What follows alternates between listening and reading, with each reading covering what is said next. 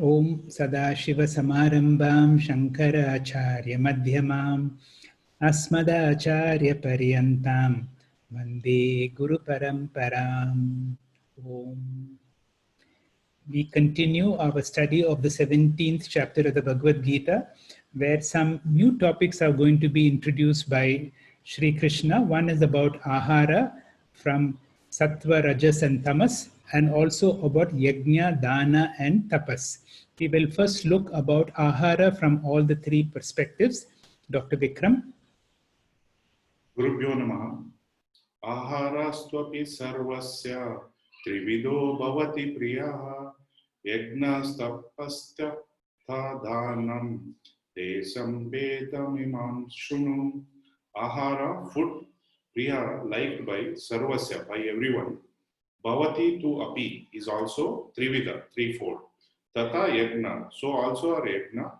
Tapa, austerity. Dhanam, charity. Runu, here. Tesam ima vedam, about their division. With the previous verse, Lord Krishna had answered Arjuna's question. And therefore, really speaking, the 17th chapter must be over. Even the title is Shraddha Traya Vibhaga. Arjuna asked about Shraddha and Krishna has answered. But Krishna himself voluntarily chooses to add some more items, some more topic he chooses to discuss, for which Krishna gives an introduction in this verse. Hey Arjuna, I will talk about 4 more topics, which are very, very relevant for a spiritual seeker. What are these 4 items? Ahara. The food a person consumes is also of 3 types. Trivida means sattvic, rajasic, and tamasic categories are there in the type of food that we eat. And yajna, the type of puja that a person performs, even though Krishna has talked about puja before, it is from the standpoint of Shraddha that he is talked about. Here, Krishna wants to talk about puja. Worship is also trivida, sattvic, rajasic, and tamasic. Then tapaha means austerity, also is 3 types, and dana is also 3 types. So all these 4 are very, very important for spiritual seeker. Dana means charity. Charity is very good. Even in charity, there are 3 types: sattvika, rajasa, tamasa. The general rule is a sattvic person will be naturally attracted to sattvic food, and a sattvic yajna, sattvic tapas, and sattvic dana. Because as your mind is, so will be your desire. Similarly, what is sattvic yajna? Whatever be the yajna, a sattvic person is attracted. Therefore, Krishna says, Trividaha Priya Bhavanti. A person, depending on the temperament, is attracted towards one of the 3 types of food. And from that description, I will be able to know where I stand. And also I can regulate my life. Therefore, Krishna introduces them. Shrunu, may have carefully listen to them. So hereafter, we will get 3 types of ahara. Same order, he will say 3 types of yajna, 3 types of dana, and 3 types of tapaha. This is going to be the topic of the following verse. Thank you. Thank you, Vikram. We will now look into the 3 types of ahara. Venkatesh Prasad, please. Thank you, sir. Shri Gurubhyo Namaha. We have seen how Krishna deciphered Shraddha into 3 divisions in his reply to Arjuna's question. He has, on his own, undertaken to explain 3 types of food. 3 types of food: tapas, yajna, and dana. He has taken up food now. Shloka 8 describes the essential features of sattvic food. Before going to the verse proper and look at the sattvic food, let us see the significance and importance of food, or annam as we call it. One of the greatness of our Vedic tradition is even our natural and instinctive activities are elevated to the level of spiritual sadhana by appropriate modification. One of the most instinctive activity, which begins with our birth, continue throughout our life and ends with death, is breathing. This is not only instinctive but also fundamental to all living beings. Praniti iti pranihi. The glory of our scriptures is that they point out that if you deliberately practice the instinctive operation with regulated manner, and with proper attitude, even breathing becomes sadhana, which is called pranayama. Unless you do pranayama, you do not even know that you are breathing. Of course, you never know even when it stops also. Only others will know. Lord Krishna says in chapter 4, shloka 29, apane juhvati pranam prane apanam tatha pare. Swami Paramarthananda further says, if you chant the name of Lord, along with it becomes yajna, pranayama yajna. Now, we are coming to the important activity of eating food or ahara yajna. Even before this, we can count on some other instinctive activities like getting up. While getting up, you say Karagre Vaste Lakshmi. Then while landing the foot on the earth, you say Vishnu Patni Namastubhyam. When you take bath, you say Gange cha Yamune chaiva. All these things are making the activities divine. Now let us see about the food is the main topic of this shloka. Shloka 14 in chapter 15 reads, Aham Vaishvanaro Bhutva Praninam Dehamashritah Pranapana Samayukta Pacham Yannam Chaturvidham. In this shloka, Krishna is declaring he is present in all bodies as Vaishvanara Agni to digest all that we eat. We chant this before we start taking food along with Brahmarpanam. While determining the type of food, we take 4 factors into consideration. Number 1, source of food. Where from food has come, who has prepared, what is the mental status of cook while cooking, whether the cook was in peaceful mood or disturbed, whether it is prepared with love and compassion, etc. That's why women at our home chant mantras, shlokas while preparing food to emanate good vibrations in food so that the person who eats gets all nourishment. Number 2, quality of food. Yatha annaha tata manaha.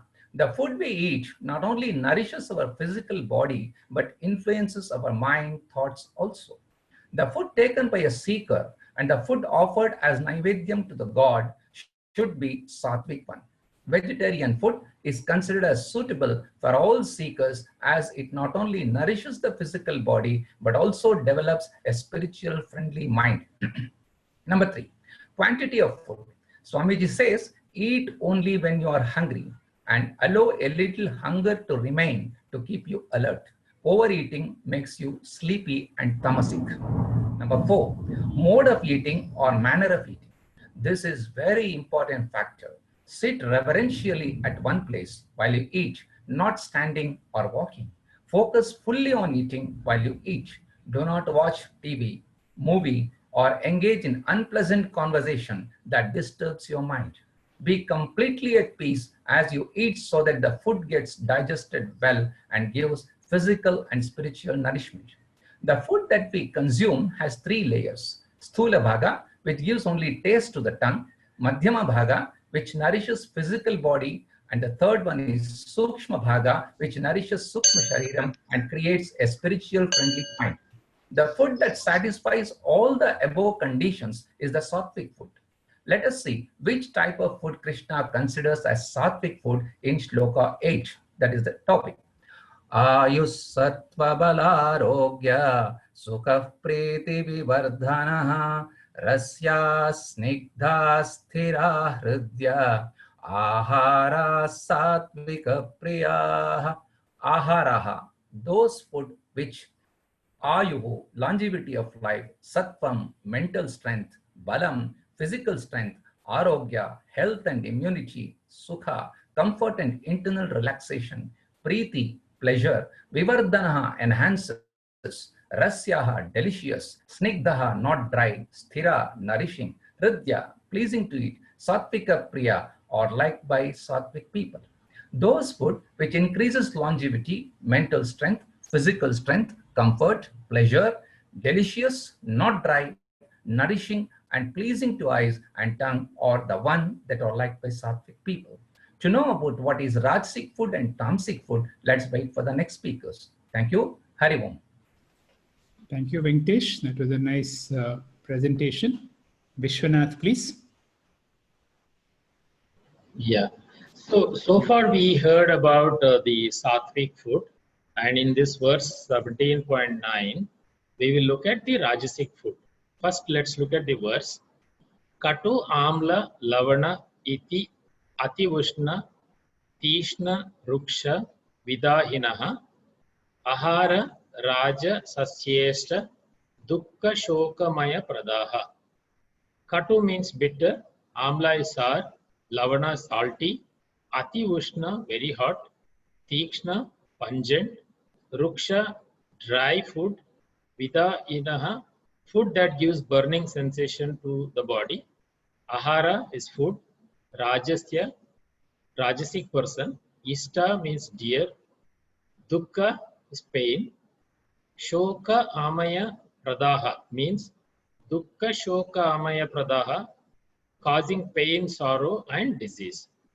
In this verse, Lord Krishna says the food that are too bitter, too sour, too salty, very hot, pungent, dry, and burning, which causes pain, sorrow, and disease, are liked by Rajasic people.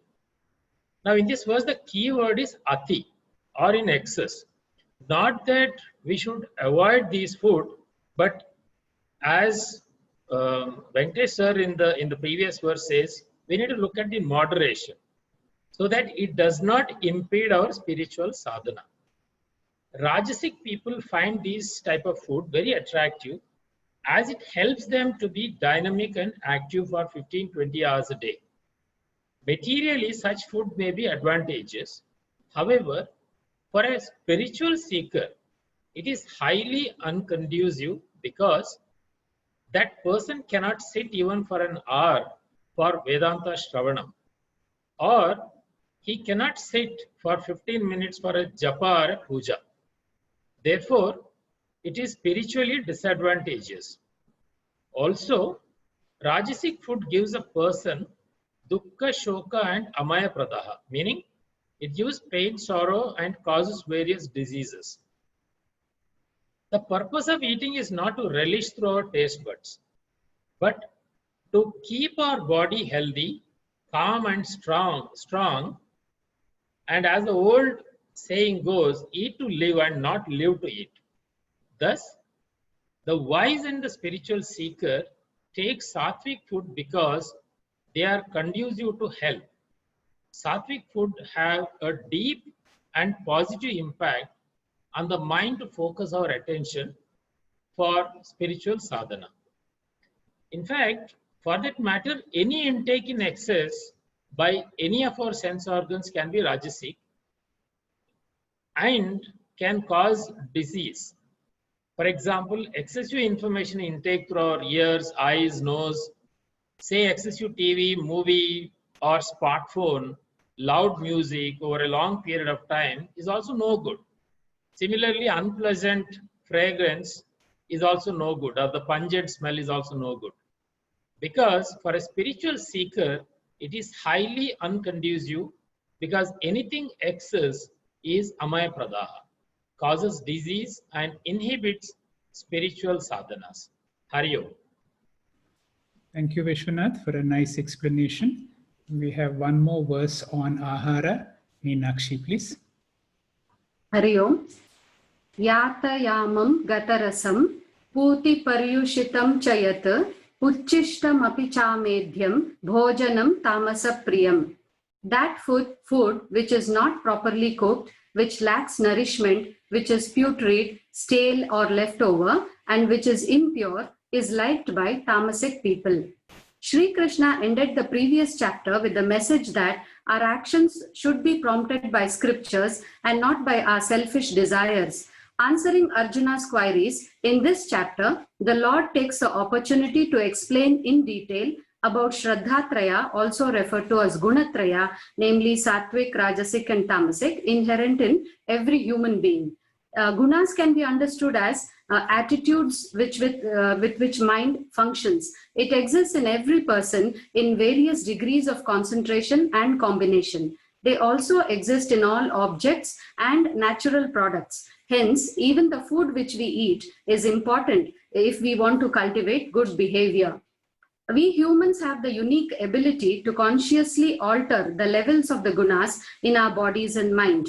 Swami Paramarthananda says that this guna has to be cultivated in the lifestyle of a person in such a way that self-knowledge can be received without any obstacles. The way we live has an influence on our capacity to receive and retain knowledge. The Lord explains 3 types of worship, 3 classes of food, 3 grades of spiritual practices, and 3 grades of giving. That is tapas, ahara, yagna, and dana. Thus, the bulk of the chapter is the analysis of food, sacrifice, charity, and penance. Having covered the characteristics of food dear to Sattvic and Rajasic people in the earlier verses, Sri Krishna now describes the nature of food dear to Tamasic people. Tamas is a state of darkness, inertia, inactivity, and materiality. Tamas manifests from ignorance and deludes all beings from their spiritual truths. The first quality described here is Yata Yamam. In our Shastras, a day is divided into 8 yamas, and a period of 3 hours constitutes 1 yama. Food prepared 3 hours earlier, which has gone cold, is considered stale. Another interpretation by Swamiji is it can be undercooked. Next quality is Gata Rasam, that is overcooked food. If the food is overcooked, all the nutrition is lost and also becomes tasteless, and the person consuming it will become undernourished. Then comes Puti. This refers to the unclean food which has bad stinking smell as a result of storing for a long time. It can be called as Durgandha Yuktam. Paryushitam. This refers to the food kept overnight. For example, we can include fermented drinks which the Tamasic people love to drink. Uchishtam means leftover food or the food already tasted by someone else. The last quality described is Amedhyam. This refers to the food that cannot be offered to the deity for worship. In our tradition, food is offered to the Lord first and then consumed by us. Naturally, we do not offer stale or rotten food while doing puja. Swamiji says it can never become prasad if it is stale or bad food. He further explains that if we take the food offered to the Lord first and then consumed by us, then such food is called yagna prasada, and this helps purify our mind and body. Medhyam means sacred, which is fit for yagna. Amedhyam means unsacred food, hence considered as tamasic food. Bhojanam tamasa priyam. Thus, Sri Krishna has elaborated the type of food liked by Tamasic people. The intake of such foods reduces the energy level of the person since it's not digestible easily. It also helps to develop the feelings of pessimism, ego, hatred, overeating, oversleeping, etc. to a significant extent. It also brings about intense mood swings, insecurity, irritability, and cravings. Swamiji quotes Adi Shankara at this point. If character of a person needs to be changed, then many habits have to be reversed. Food becomes one of the important aspects in that direction. As the famous quote says, "Tell me what you eat and I will tell you what you are." In other words, you are what you eat. In Hindi, we say, "Jaisa ann, vaisa man. Jaisa ahar, vaisa vichar." Hence, in order to decrease the tamasic elements in our body and mind, we must avoid eating tamasic foods. Hari Om. Thank you, Meenakshi, for a nice coverage about tamasic type of food in the context of the overall chapter that we are studying. Padma? Shri Gurubhyo Namaha. There are 3 types of yagna or worship: Sattvic yagna, Rajasic yagna, and Tamasa yagna. This verse talks of Sattvic yagna. Aphala kanksha bher yagno vidhi drushtoya ijyate yashtavyam evati manaha samadhaya sa sattvikaha. Translation: Sattvic yagna is that sacrifice which is performed according to the scriptural injunctions without expectation of rewards, with the firm conviction of the mind that it is the matter of duty. We have seen that in the 13th, 14th, and 15th chapter of Bhagavad Gita, Lord Krishna talks of acquiring knowledge, that is self-knowledge. To acquire knowledge, one requires a prepared mind. The preparation of mind is more difficult than the actual acquisition of knowledge. In Sanskrit, this is termed as sadhana chatushtaya sampatti, or jnana yogata, or sattvic state of mind. This involves Vedantic Shravanam, Mananam, and Nididhyasanam. The unprepared mind cannot assimilate knowledge. The prepared mind is called sattvic mind, and the unprepared mind is called the rajasic or tamasic mind. The nature of yajna also corresponds to the three gunas. Lord Krishna says, with sattvic mind, you acquire Daivi Sampat. You cultivate, nurture, and nourish the healthy virtues. Scriptures in the 3rd chapter, the scriptures say that we have to allot or dedicate a part of the day for spiritual activities. Lord Krishna mentions Panchamahayagna in the 3rd chapter, which are called Nishkama Karmani. And also in the 3rd chapter, verse 8, Lord Krishna says, Niyatam kuru karmatvam karma jyayohi akramanaha. Translation, perform your prescribed duties, for action is superior to inaction. As the morning time is supposed to be sattvic time, Sri Paramatmananda says, in the morning we should begin with Deva Yajna, activities meant for spiritual growth like morning prayers, japa, etc. As the sun rises and the heat increases, the body becomes more and more rajasic, ideal for rajasic activities. As the sun sets, the sattva and rajas is replaced by tamas. So our body clock goes from sattva to rajas to tamas. Therefore, scriptures prescribe spiritual activities in the morning. Brahma Muhurtam is fit for Veda Pradhana or spiritual activities. Brahma means knowledge and Muhurtam means time period. Brahma Muhurtam is a time perfect to perceive knowledge. Therefore, Lord Krishna says, Vidhi Drushtoya Ijyate, that yajna or karma in accordance with the prescribed ancient scriptures. Vidhi means rules and regulation. The scriptures prescribe varieties of karmas for human benefit. These spiritual karmas are called yajna because directly or indirectly worship of the Lord is involved. The karmas meant primarily for spiritual growth are called niti or niryata karma or panchamaha yajna. These karma are some form of contribution to the Lord, contribution to the divine earth, contribution to nature, and to all living beings. Karmas meant for material benefit are called sakama or kamya karmani. Swami Param says that the idea of papam is born out of omission of duty, duty to God, duty to parents and fellow beings. Therefore, Lord Krishna enumerates healthy virtues, Daivi Sampat, to avoid papam. In the verse, Lord Krishna says, Apalangshibhir yagno, to do karmas for spiritual growth without any expectation, going through daily karmas for chitta shuddhi is called nishkama karmani. Ishtavyam evati manaha samadhayasa satvikaha. Yajnas performed with the sincerity, devotion and sake of worship of the Supreme Lord alone, as required by the scriptures, is called satvik yajnaha. Hari Om. Namaste. Thank you, Padma, for a nice coverage of the Sattvic Yajna aspect. We come to the last speaker, Dr. Rekha, please. Shri Gurubhyo Namaha. I will just recap a little bit. Chapter 17 begins with Arjuna asking Krishna about the status of people who do not follow the principles of the scriptures, but worship according to their own natures. And Krishna replied by describing the three types of Shraddha, Sattvic, Rajasic and Tamasic.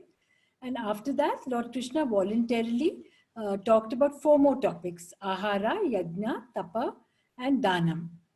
And as we know, Lord Krishna divides each of these four topics into the three varieties, Sattvika, Rajasa and Tamasa. The three types of Ahara were discussed in verses 8 to 10. The three types of Yajna are described in verses 11, 12 and 13. So Padma just described very meticulously the Sattvika Yajna in the previous verse. Verse 17.12 deals with Rajasa Yajna. So these are the activities that are most common and that come very naturally to us. And in fact, the scriptures don't need to ask us to do these because we anyway do them naturally, because these are selfish activities and we know that the most important person for ourselves is me. So Krishna defines this Rajasic Yajna like this. abhisandaya tu phalam dambhartamapi chaiva sata ijate bharata shreshtaha tam yagnam vidhi rajasam. So he addresses Arjuna, Bharata Shrestha, O Arjuna, best of Bharatas. And all of us always identify with Arjuna. So Lord Krishna says those activities which are done for external versus spiritual growth, they are Sakama Karmani. And when we do these, we always have the external benefits in mind. And the mindset is, what do I get out of this? Or what will I get in return? We do these karmas for show or for the sake of pride, dambhartam. And there is always an expectation of a reward or some result, which is phalam. And in this context, the phalam refers to tangible benefits like name, fame, money, status, possessions, power, etc. So a successful life from the materialistic perspective would be one where we have accumulated a lot, got a lot, and we spend or we give away less back to society. And in a nutshell, this kind of selfish activity is Rajasic activity. And we need to remind ourselves that this is selfish and to be alert about it because it comes so naturally to us. And we must remember to set this aside in favor of Sattvic karma, because that is the only one that prepares us for self-knowledge or Jnana Yoga. Thank you. Hari Om. Thank you, Dr. Rekha.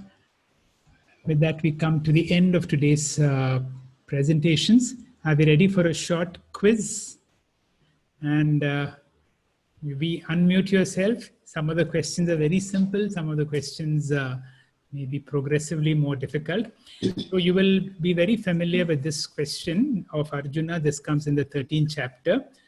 Prakritim Purusham Cheva Kshetra Kshetrajna Yetad Veditum Ichchami Jnanam Jnenam Cha Kesava. Yeah? Hello? Yeah. Now, question. What does Jnanam here mean? Values, virtues. Vedas, sir. Vedas. Virtues. It means virtues or values. Okay. Values. What does Jneyam mean? To know. Principle. Conscious principle. Conscious principle. Conscious principle. Conscious principle. Something more. The word Jneyam. Yeah, but the word Jneyam means. Parag. Okay. Ultimate. All right. No. Okay. You can just check. For me, I say that which is worth knowing or that which has to be known. So Krishna talks about Jneyam as that knowledge which is worth knowing, especially Atma Jnanam. So it is same as Purusha, same as To be known. Kshetrajna. same as Kshetrajna. All right, we go to the next question. The next question is in the Sthita Prajna question. In the Sthita Prajna, there are a number of questions asked. But I want to know what is the meaning of Prabhasita Kim Asita Vrajeta Kim. What is the meaning of Prabhasita Kim Asita Vrajeta Kim? Prabhasheta is How does he behave? behave. How does he behave? Walk, and one more. How does he speak? Prabhasita means? Talk, walk, and Talk. How does he behave? Prabhasita means how he appears. How does he How does he sit? behave? Okay. How does he sit? Prabhasita means how does he speak? Asita means Talk. how does he sit? Sit. Vrajeta means how does he? Walk. Walk. No, walk. How does Or he? action. So it is speak, sit, and walk. He'll sit. Clear? So the answers will be speak, sit, and walk. All right. Shall we go to the next question? Okay, this verse, where does this verse come?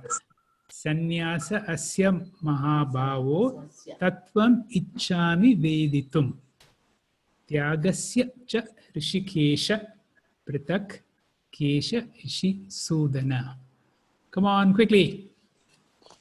Karma Sannyasaya. 4th chapter. Wrong. This is little difficult for one reason. 18th. 18th. Correct. It is the question of Arjuna in the 18th chapter. I want to know the difference between sannyasa and tyaga. This is First the, verse. we have not studied that, so excused. All right. Next. So we have, oh Krishna, give me the difference between sannyasa and tyaga, opening verse of the 18th chapter. All right. Ye shastra vidim ustrijaya yajante shraddhaya anvitaha. Where does this come? Shraddhatraya, last verse. No. Last verse? Sir. Gunatraya Vibhaga. Wrong. It is 15th chapter. Wrong. Chapter 16. Somebody who spoke first is near right, but they said last verse of that chapter. Oh, it is the first verse. Chapter Question. 16. Yeah, it is Arjuna's question in Question. Shraddha. It is we recently studied, I mean, this is the current chapter we are studying, Arjuna's question about the three gunas, the Shraddha Traya. All right, next. Now, this is the question of Arjuna in the 8th chapter. He asks a series of 8 questions. Now, the first question is, Kim Tad Brahma? What does Brahma mean here? Aksharam. Aksharam means what? Knowledge. Which will not perish. That is not Imperishable. unperishable. But what by Brahman here means Brahman. All right, what we know, the conscious principle, all-pervading principle. That is easy. Next question is, what is Adhyatma? Adhyatmam. Adhyatmam. Adhyatmam. In your pages, Samsara. No.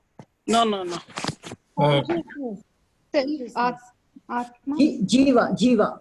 Correct. The Withiness. same conscious principle within the Within us. individual is Adhyatma. Kim karma? What is karma? Adhyatma is in the mind. Visargaha. Discharge of spirit. What is karma now? Visargaha karma sannitaha. Discharge of Atma, spirit. Karma is action. Actions which Right attitude, right action. Wrong. It has nothing to do with karma yoga. Sir, those actions. Discharge of spirit. Creation. That's right. Dr. Ravi Shankar is right. Those actions which are responsible for the present creation, which is called samashti karma. You know, see, it is the law of karma from the angle of samashti. Like for instance, we are going through a samashti prarabdha because of a pandemic and the whole creation. So here we're talking about the law of karma from a samashti angle. Adi bhutam kim? What is adi bhutam? Sharaha. Unperishable reality. Charo bhava. Yeah, the perishable world around you is the adi bhutam. That means the manifest world, the manifest creation as adi bhutam. So whenever we make a prayer, we say adi daiva, adi bhuta, adi Bhautika. adi deva, adi bhuta. Okay. One more question. What is adi daivam? The third, we asked for Shanti 3. What is adi daiva? Witness. Wrong. Witness inside. Purushaha. Conscious principle inside. Purushaha. Unseen forces. Purushaha. Adi daiva. I want the exact word. Correct. Somebody said Hiranyagarbha. I think Ravi Shankar also answered. Adi daiva here represents the Hiranyagarbha. Next. Who is Adi Yajna? The one who computes. The one who resides in your body. Knower of yours. Absolutely right. And what does Krishna say about Adi Yajna? I am the Adi Yajna. I am that. Aham eva. Krishna says, I am that fellow sitting inside all of you, knowing the motive, the intention with which you do all your karmas, and therefore I am the karma pala data. Adi Yajna aham eva. Okay. Now this verse, where does this verse come? Jaisi chet karmana te mata buddhir janardana. Third chapter, first story. Third chapter, Karma Yoga. 3. That's right. What is he saying? What is the verse saying? If Jnana Yoga is superior, why are you pushing me to this karma? This is your verse only, which you explained. Yes, sir. Yes, sir. Okay, next. So this is the question that Arjuna had. You know, you're praising Jnanam and asking me to do this Ghora karma. Okay. Ata kena prayuktoyam papam charati purushaha. Where does this verse come? Third chapter. Third chapter, Karma Yoga. Yeah, what is he saying? Yeah. Why Even though I don't like, I do something. What is the force that is driving me to action? Correct. What is that force that makes, I know what is right and what is wrong, but what is that force that makes me wrong? Third chapter, verse 36. Next question, be ready. Aparam bhavatu janma param janma. Stop. That is a clue. Avatara. Fourth chapter, sir. Fourth chapter. Okay, what is he saying here? Krishna said, we were all earlier also. No, this is not Krishna's verse. No. Aparam Arjuna says. Arjuna says. Arjuna's verse. You are here. You are born. How did You are not born. teach Vivasva? How did you teach Surya? That is what it is. Correct. See, you say you have taught Surya Bhagwan, but he is his janmas centuries ago. How can that be possible? So this is Avatara part questions. So we go to the next one. Sannyasam karmanam Krishna punar yogam cha samsashi. Chapter, first verse. Sundar knows it. Chapter again? Fifth chapter. The same question Arjuna again and again asked. This is the question asked in the 5th chapter by Arjuna. All right. We go to Yoyam Yogastva Proktam. I've deliberately taken out some words so that if I have those words, you'll know where it is. Where does this sutra come? Guess quickly. Atma Samyama Yoga. What is he asking? Chanchalatva. Very good. I deliberately took out that word Chanchalatvam. This is Arjuna's question to Krishna. You know, my mind is not able to meditate. Neeta, are you there? It was Neeta's verse. Yes, I'm there. Okay, this is your verse. We go to the next question. I won't read. You should tell me, where does this come from? Yoga Chalita Manasaha Aprapya Yogam Siddhi.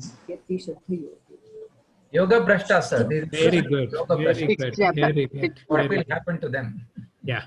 What happens to a person who dies, who is not able to complete the Yoga Brashta? Which chapter?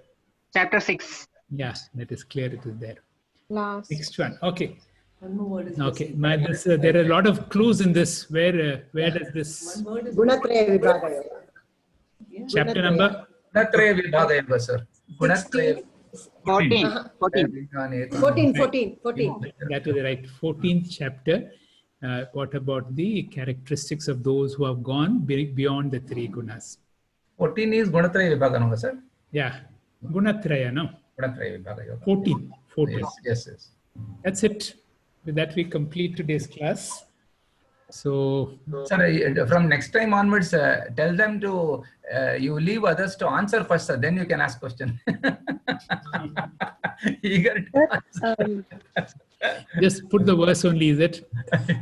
Yes, sir. Ahalya here. Ahalya, yes, Ahalya. Nothing. I was just wanting to, as an Ayurveda doctor, I was wanting to just mention about the nutrition from Ayurveda perspective, which is totally from the Upanishads. Whatever Venkatesh Prasad and the next 2 speakers, Meenakshi and Vishwanath said, we revolve around that. The entire concept of nutrition in Ayurveda. In fact, we say, Laukikam karma yadvrittau swargatau yascha vaidikam karmapavarge yachoktam tachapyanne pratishtitam. ನಾನು ಇದನ್ನ ಕನ್ನಡದಲ್ಲಿ ಹೇಳೋದಾದ್ರೆ ಬಲ ಮೇಧಾಶಕ್ತಿ ಎಲ್ಲ ಅನ್ನವನ್ನೇ ಆಧರಿಸಿದೆ. ಎಲ್ಲ ಲೌಕಿಕ ಕರ್ಮಗಳು, ಸ್ವರ್ಗ ಪ್ರಾಪ್ತಿಗಿರುವ ವೈದಿಕ ವಿಧಿಗಳು ಮತ್ತು ಕರ್ಮಾಪವರ್ಗೆ ಯಚ್ಚೋ ಮೋಕ್ಷ ಪ್ರಾಪ್ತಿಗಿರುವ ಎಲ್ಲ ಕರ್ಮಗಳು ಅನ್ನವೇ ಪ್ರಧಾನವಾಗಿದೆ. ಆಹಾರ ಸಂಭವ ವಸ್ತು ದೇಹ. Body is made up of ಆಹಾರ. ರೋಗಶ್ಚ ಆಹಾರ ಸಂಭವ. And disease also is because of this. All the endogenous diseases we say is because of ahara. In fact, that's why earlier days people would not go to an Ayurveda Vaidya, because we would say so much of pathya.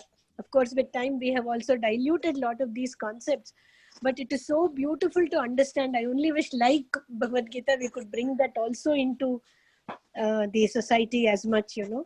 We have such lofty thoughts about food, is what I just wanted to bring it to the notice of learned people here. Thank you, sir. Thank you. Thank you. Thank you. Very nice, Ahalya. Sir, I have a point to explain. Can we request, sir, Rama, make a point, please. Ramaji? Sir, I will explain in Kannada. Please, go ahead. ನಾವು ಯಾವುದನ್ನ ಆಹಾರ ತಗೋತೀವೋ ಅದರಲ್ಲಿ 3 ಭಾಗ ಇದೆ. ಸ್ಥೂಲ, ಸೂಕ್ಷ್ಮ ಮತ್ತು ಅತಿ ಸೂಕ್ಷ್ಮ ಅಂತ. ಸ್ಥೂಲ becomes the mala, that is excretion, and the sukshma becomes the mamsa, etc. And the sukshma becomes the mind. That is why you say, somebody said yadannam tat manam iti. So 3 parts in the ahara, that is sthula, sukshma and ati sukshma. Ati sukshma becomes the mind. This is said in Upanishad, some Upanishad. Thank you. Thank you, sir. Sir, But sir, ma'am, do you have an example? can we ask Ati Sukshma. Ahalya to make a few minutes talk, sir, because it is in relationship to the subject we are studying in the next session. Sure. Ahalya? Next class. ಮಾಡ್ತೀನಿ. ಏನ್ ಯಾವ ತರದಲ್ಲಿ ಮಾಡ್ಬೇಕು sir? Same thing about ahara. ಅಲ್ಲ, Ahalya madam ಒಂದ್ ಮಾಡ್ಬೋದು. ಈಗ 17th chapter ಜೊತೆಗೆ what will be the type of food people should take under these circumstances also you can add in the given context, present context also. Actually ಅದರ basis ಪೂರ್ತಿ ಹೇಳ್ಬಿಟ್ಟಿದೀವಿ sir. ಅದೇ ಪದಗಳನ್ನೇ ನಾವ್ elaborate. ಈಗ ವಿದಾಹಿ ಅನ್ನೋ ಪದ ಬಂತು, ಪರ್ಯುಷಿತ ಅನ್ನೋ ಪದ ಬಂತು. ಇದೇ ತರನೇ ಅಮ್ಲ, ಲವಣ, ಕಟು, ತಿಕ್ತ, ಕಷಾಯ, ಇದೇ ಪದಗಳಲ್ಲೇ ನಾವು we just go round and ಅದನ್ನ ಎಕ್ಸ್ಪ್ಲೈನ್ ಮಾಡ್ತಾ ಹೋಗ್ತೀವಿ, ಕಾಮೆಂಟ್ರಿ ಕೊಡ್ತಾ ಹೋಗ್ತೀವಿ. But that becomes the basis. ಇವತ್ತಿನ ಜಂಕ್ ಫುಡ್ ಅಂತ ಏನ್ ಕರಿತೀವಿ, ದಟ್ ಇಸ್ ವಿದಾಹಿ ಅಂಡ್ ಪರ್ಯುಷಿತ. ಖಂಡಿತವಾಗ್ಲೂ ಸಂತೋಷವಾಗಿ ಮಾಡ್ತೀನಿ. ನಂಗೆ ಏನ್ ಬರುತ್ತೆ ಸ್ವಲ್ಪ ಅದನ್ನ ಹೇಳ್ತೀನಿ ಇದಾಗಿ. Okay, okay. Thank you. Thank you. Shall we conclude? Yes, sir. Om Purnamada Purnamidam Purnat Purnamudachyate Purnasya Purnamidam Om Shanti.